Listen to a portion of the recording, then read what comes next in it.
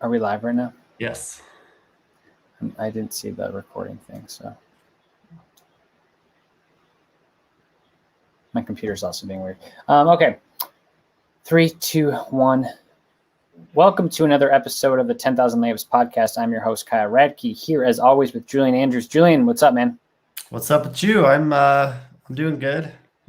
Just it's Friday, which is great. It's a good day. Excited to talk some free agency stuff. The Wolves, they've really blown us away.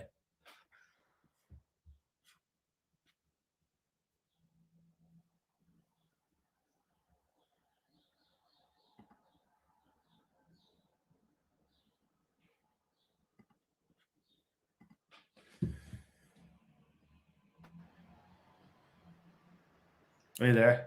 I'm back. Sorry, lost you for a sec there. No, it's been doing this thing where it's like trying to sign me onto Xfinity. Oh, which odd. That's weird. Okay, we'll start it over again. 3, 2, 1. Hello, good friends, and welcome to another episode of the 10,000 Layups podcast. I'm Kyle Radke. I'm here with Julian Andrews. Julian, what's more exciting, what you had for dinner last night or what the Timberwolves have done in free agency? I'm going to go with what I had for dinner last night, I think. I had some charcuterie, just like, cheese and meat board, and then I had an ice cream. So very healthy, good healthy dinner. Setting me up for success, just like the Wolves free agency moves. They're setting them up for success next season. Correct. I had a leftover taco for like the 5th straight night. So life is good. Before we get to free agency stuff, we want to thank our good friends at DraftKings for sponsoring the podcast. The games are underway at the Olympics. We're like nearing the end. So you can bet on the free pools. They're available every day of the games in Tokyo and offering a free shot of up to $50,000 in total cash prizes. You've heard me talk about it before. I love the free pools. It's literally free money if you win. So it's been great. Download the top-rated DraftKings app now and use the promo code TBPN when you sign up to get your free shot at up to $50,000 in cash prizes every day of the games in Tokyo. Head to DraftKings pool page to get your shot at huge cash prizes. That's promo code TBPN for a limited time only at DraftKings. Eligibility restrictions apply. See DraftKings.com for details. We also want to shout out our good friends over at 3 Star Sports Cards. If you're in the Twin Cities metro area, there's one in Bloomington. There's one in Little Canada. They're great.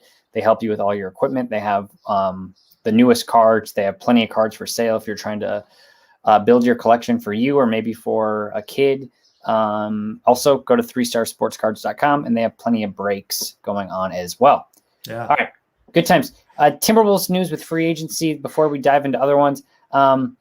No, they have not signed Lauri Markkanen yet, which I'm an advocate for, because is it necessarily because I think Lauri Markkanen's a good player? No, but it just feels to me, and like, let me know if you agree with me here, Julian. It feels like we're being tricked into thinking the Timberwolves are really, really smart, but it feels like there's no plan. Yeah, well, they haven't done anything yet. I think we said when they made the Rubio move and the Taurean Prince move, like, oh, this has to be paving the way for other deals. None of those come to fruition. And again, I think as we said on the pod, was it last week or maybe earlier this week, Timberwolves are not a free agent destination. And if Rosas's plan was to improve the team through signing a bunch of top free agents, not going to happen. So I guess we'll see. But no, I mean, I'm with you on the Markkanen thing. Like, if they can get that done, that feels like the type of thing where it's like the appropriate level of risk for where the team's at right now, and B, just it feels like that deal would be good.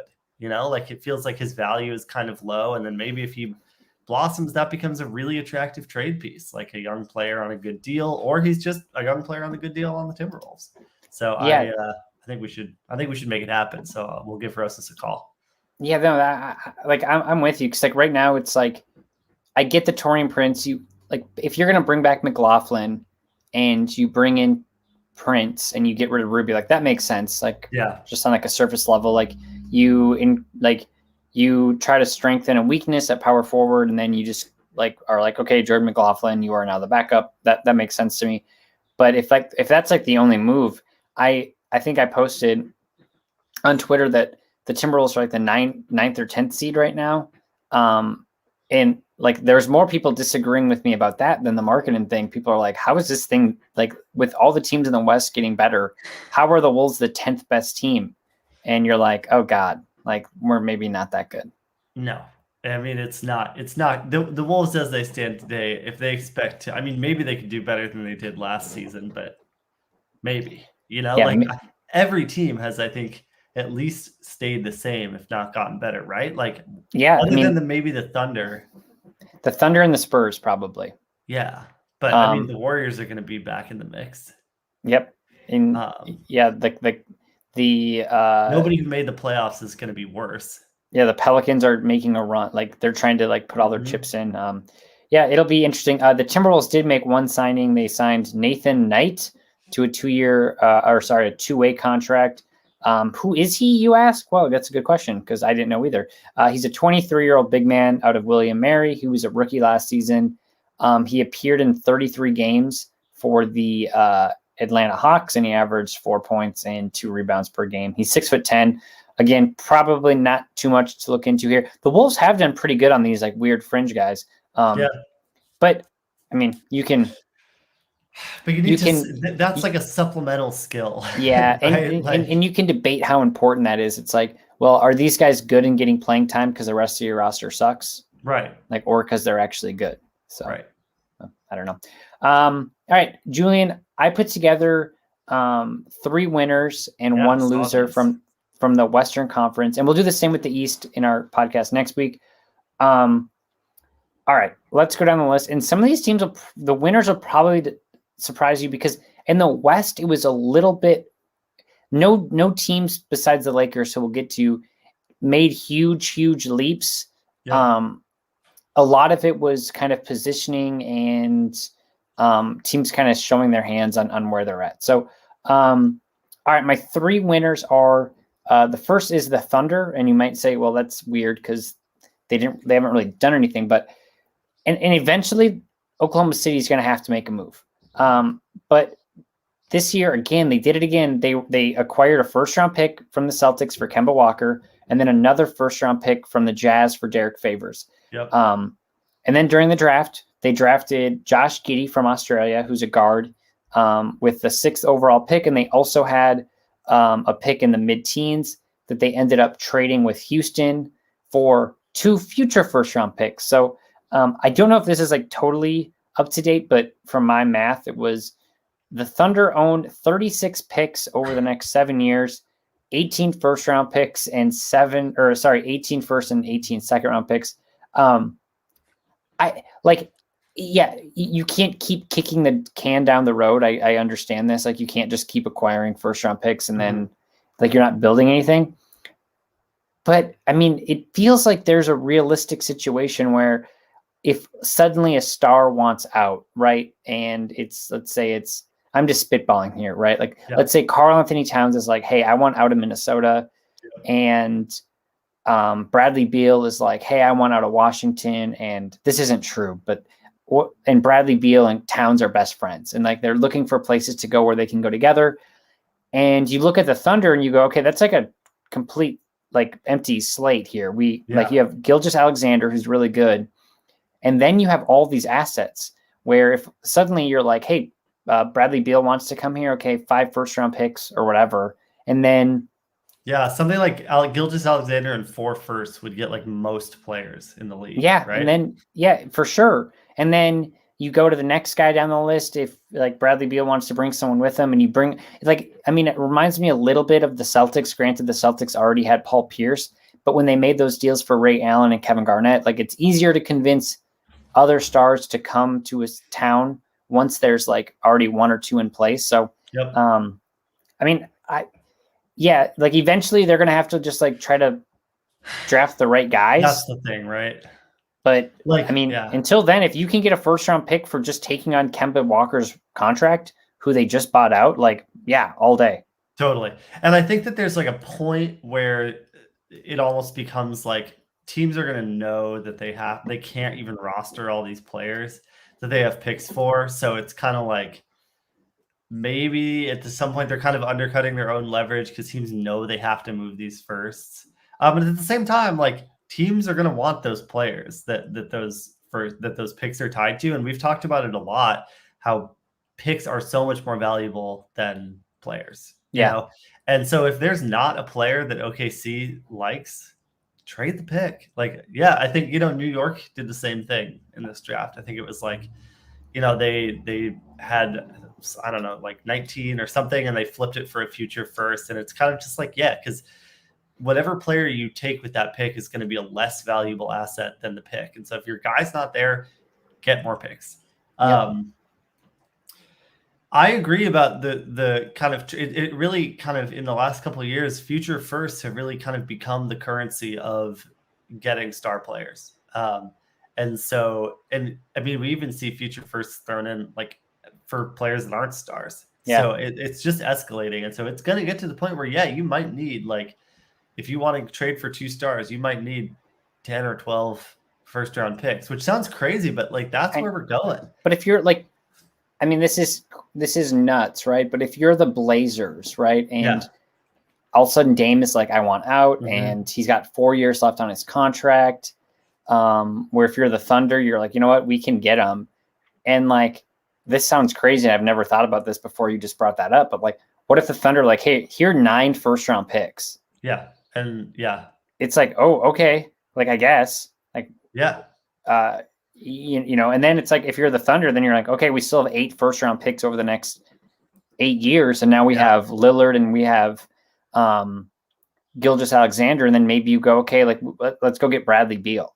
And they're so pick rich. It's almost like they can just blow other teams' offers out of the water. Like, they can offer deals that other teams like simply can't do. And it might be, people might be like, oh, that's an insane price to pay. But it's like, that's what they have. That's like, they have whatever, 50 first rounders. Yeah. And that's the thing, right? Like, when you're taking on like the Kemba Walker and the Derek Favors, and you're helping other teams out, get rid of their, they want more cap space. I mean, for them, these first round picks are like walking outside and finding a $20 bill on the ground. Like, exactly. You don't necessarily need the money, but it's like, all right, if it's free, I'm going to take it. So then when you waste that $20 on pull tabs at the local VFW later, doesn't matter. It doesn't really hurt as bad. All right, let's go to the next team. Now this team, the Phoenix Suns. Now I'm not like super excited about them, as far as like, they had a disappointing finals. Sadly, I think I don't want to say their window's closed, but like, just by looking at some of the other teams and like the health status of I don't know. But like, they were able to get the Chris Paul deal done, and the contract is actually pretty favorable. Yeah. It sounds like it's a 4-year 120, but it's not really a 4-year 120. The 3rd year of Paul's deal, which is only $15 million guaranteed. So it's more of like a 3-year 85, and then the 4th year is a complete team option. And by the 4th year, Chris Paul will be 40. So I doubt that they'll pay that. So basically what you're doing is you're opening your window for another 2 years with Devin Booker and DeAndre Ayton and Chris Paul as your core. Yep. And I like the JaVale McGee signing. I think that makes a lot of sense. I agree. They did lose Torrey Craig, which is kind of a bummer. But if you're relying on Torrey Craig to win you finals games, you probably weren't going to win the finals games. Yeah, right.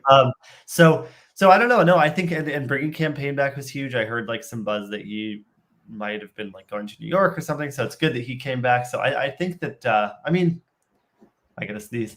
All right. Thank you. I think that it's like the Suns just made the finals. They have to at least try to run it back. And if it totally goes off the rails, this Chris Paul contract is pretty tradable. And I think that 4th-year team option, like, you can imagine, like, okay, you trade him after, even at the like trade deadline of year 2 of that deal. Yeah. Then teams like, all right, we get 1.5 years of Chris Paul, and if it doesn't work out, we can not pick up the option. So I think there's like, they've done this in a way that both extends their window if their run is legitimate, which, it's not really fair for us to say that it wasn't a legitimate. Yeah, I agree. We've talked about this before. So if they can run it back, they've given themselves the opportunity to do so, but they haven't locked themselves into years of kind of bad contracts just because they had this great run. So I think they did a really nice job. Don't forget about Frank Kaminsky. Yeah, he was all right. Yeah. Did I tell you I had beers with Frank Kaminsky's dad once? No. Yeah, so we'll go down Radke memories memory lane here. We love Wacky Memory Lane here. 2015 NBA draft. Noah Furchie and I were at the players or the team hotel. I guess it probably wasn't the team hotel. It was just like the draft hotel. This is where everything was happening. And that year, the Wolves had the number 1 pick, and we didn't really have anything to do that next morning, really. And so we were like, you know what, let's just go to the hotel bar and have a few drinks and eat. And we're probably at the bar at like, I don't know, 9:30 or 10 at night. And sitting at the bar is just a guy who, he looked exactly like Frank Kaminsky, but so you're like, turns out it's his dad. And as the night goes on longer, his bar stool gets closer and closer to us as we're kind of talking across the bar. And before you know it, it's like 1:45 in the morning, and we've had like 10 drinks with Frank Kaminsky Sr. And he's talking about how Frank should go at this spot. He's talking about like stories about like Kentucky and the Wisconsin team and blah, blah, blah. And it's pretty fun. Like, I don't remember a lot of what was talked about, but I remember we had a fun time. Nice. So, memories with Frank Kaminsky. Frank Kaminsky Sr. Yeah, shout out to him. Also, worth noting, Campaign signed a 3-year, $19 million deal, which I think a lot of people thought was a pretty good deal. Think about this. So Campaign, who was a lottery pick like 7 years ago, he's only 26 years old. Up to this point in his NBA career, he's made $17 million over 7 seasons. So he's going to more than double that over the next 3. So good job, Campaign. That's what happens when you show up in the playoffs. Yeah, good for him. Like, I think he was getting that like a China contract, which like to a normal human is still like $700,000, and that's obviously great. Yeah, but just like going from $700,000 to $6 million a year, good for him. And Dennis Schroeder still waiting for someone to still waiting. That's not good. That's the thing. I said this the other day. I was just like, there's a lot of good free agents left that are going to get like pretty reasonable deals for teams, which is why I'm still like not totally off the Wolves bandwagon for like free agency. There's some good guys. And while I tweeted that like Reggie Bullock got like a 3-year, $30 million or something, and it's like, well, yes, bad players will always get big contracts too, but like, all right, you know, at some point, like teams are going to run out of cap space, and then some of these guys are just it's gonna be like musical chairs. All right, San Antonio Spurs are my final winner. And they're for surely going to be worse next year. But the reason I say this, they're like, but finally, right? Like they have, like the Spurs have made the decision that, you know what, we're not going to be in this purgatory of being like the 6th to 10th best team in the West that's not going to compete, which is where they've been ever since the Kawhi Leonard trade. I think they took a shot that they had to with like DeMar DeRozan and LaMarcus Aldridge, seeing if that would work, and like it didn't. So out Patty Mills and DeMar DeRozan, and then you're basically like, hey, Keldon Johnson, Devin Vassell, DeJounte Murray, Derek White, like let's see what we can do here. I agree with you mostly. I think that the organizational direction is great. They clearly need to rebuild.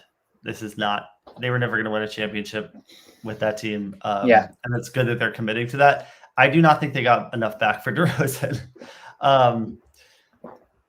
I don't really know why they helped Chicago do that for the price that was paid. I don't know if Chicago should have done that deal either, which I guess is kind of a a question. So I don't really have a strong opinion on that. But it's good. I think it's overall good. It's kind of sad when you think about what they turned Kawhi into, but we don't have to think back that far. I think given where they're at now, they did the right thing, and that's really all you can do. You can only control what you can control. So, and I like that they took a flyer on Zach Collins, who's been totally in Portland. Every time it got windy, he got hurt. But no, it's good to see Chicago, so that's good. Yeah, it's not Chicago.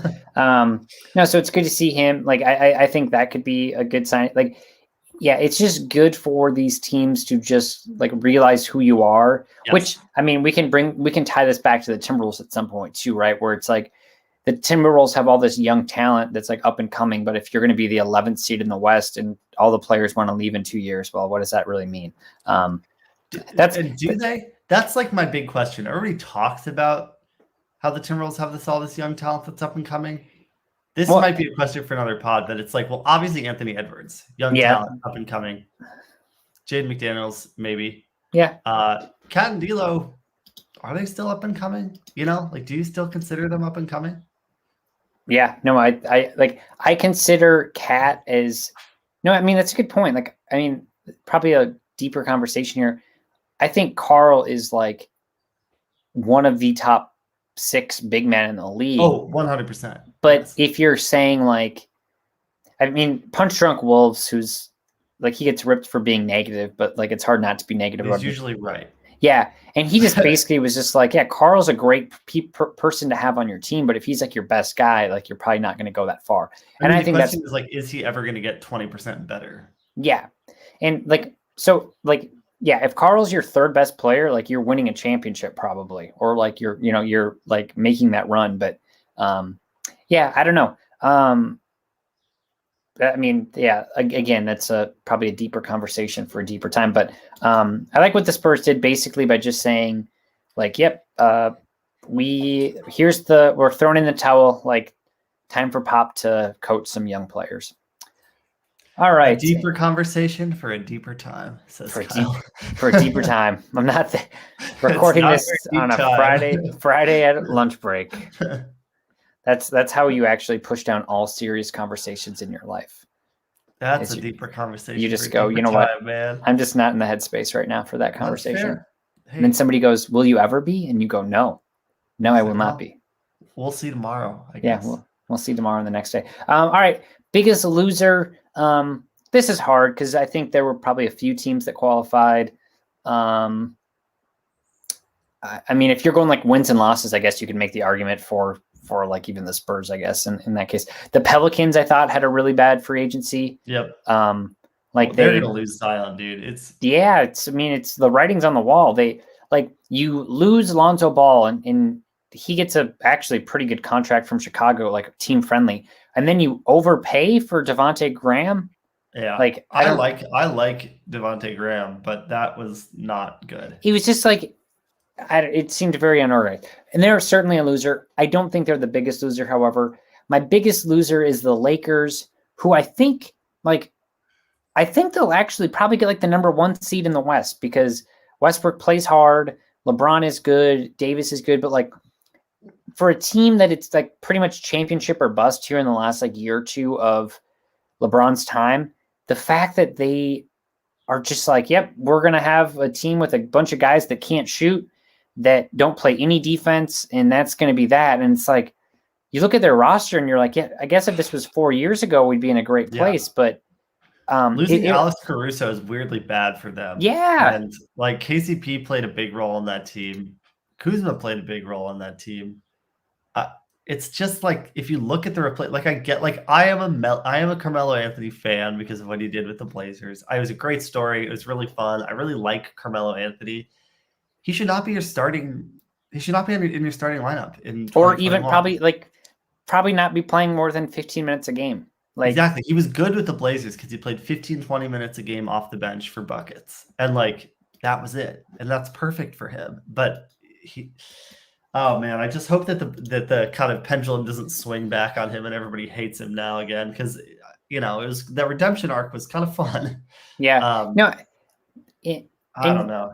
If the team was like, I guess the part that is troubling for me, it's the thing the team needed the most was 3-point shooting throughout, like over the offseason, and like playmaking. And you trade all of your shooters to get Russell Westbrook, which you're basically double down. You're double downing on your strengths, but you're also like majorly double downing on your weaknesses.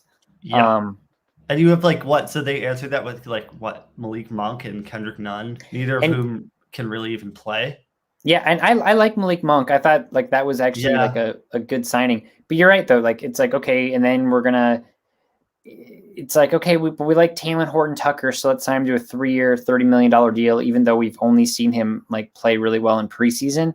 And it seems weird, like, hey, let's get rid of Caruso so we can give more minutes to Horton Tucker, even though they're basically on the same contract, in Horton or in Carusa's better. They should have just done the Buddy Hield deal. It would Yeah, have solved all that of would- their, I would have all fe- of these problems. They I would have felt been much better about the Oh, Lakers if you somehow bring back like Schroeder, and then you have Schroeder, Buddy Hield, LeBron. Like that's Yeah. I feel much better about that. And Yep. you still have, I think, KCP in that deal. So it's like Hield's like one of the best shooters in the league. If Yeah. you know, like I mean, we talked about it last time. I just don't get it. I mean, yeah, we'll see. I guess, yeah. Yeah, we will see. It'll be interesting. Again, I think they're going to be a good regular season team, but They're going to make a lot of money yeah, and they're going to make a lot of money. because of the jersey sales and stuff. So I guess, Well, you know what I always said, the Lakers need to worry about is making money. Making money. Finally, So, the Lakers are finally, profitable. they're doing it. All right, Julian, that's all we got. We're recording this on a Friday over lunch break, so hopefully you're listening to this on maybe on your way to the cabin or something. I don't know. I'll get this published right away. So awesome. Thanks, Julian, and everybody else that's listening. All 114 of you, we appreciate you and we love you, and we'll talk to you next time. thank you to our 10,000 YouTube listeners. 10,000, maybe more. Bye.